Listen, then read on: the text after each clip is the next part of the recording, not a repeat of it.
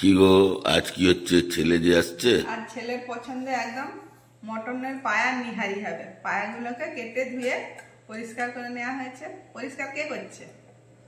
ওর বাপ। তার পাপা মটনের পায়াগুলো নিজেই কেটে ধুয়ে পরিষ্কার করে দিয়েছে। মটনের পায়াগুলা দিয়ে দিলাম প্রেসারের মধ্যে, দিয়ে দিলাম আদা রসুন পেস্ট। এতে মশলা খুব কম পরিমাণ লাগে, মশলা খুব অল্প পরিমাণে দিতে হবে।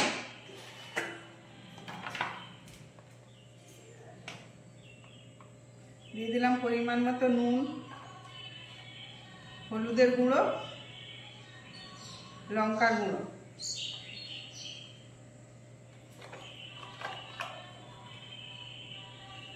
আর ধনে জিরে গুঁড়ো।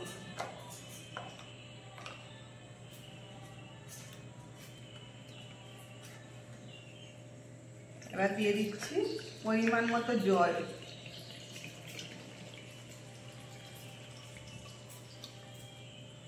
ক্লোজে দেখাও।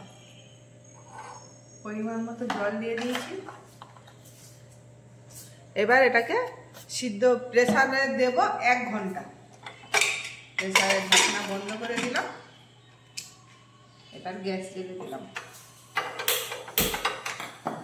বাস, খুব সহজ অথচ খুব টেস্টি, শীতকালে খাওয়ার জন্য খুব উপযোগী। 1 ঘন্টা পরে ফিরে এলাম। আমি প্রেসারের ঢাকাটা খুলে দিয়েছি। এবার আমি পেঁয়াজ বেরেস্তাটা করে রেখেছিলাম, আমি এই পেঁয়াজ বেরেস্তাটা দিয়ে দেবো।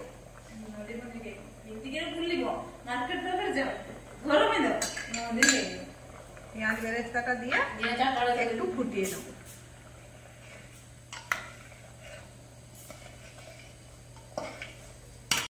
এখানে দেখো, ভিতরে রেডি হয়ে গিয়েছে মটন পায়ার নিহারি। এবার গ্যাস বন্ধ করে দিলাম। এবার সার্ভ করব।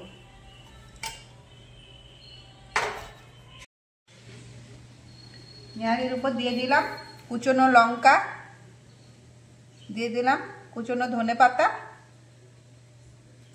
আর দিয়ে দিলাম একটু লেবুর রস।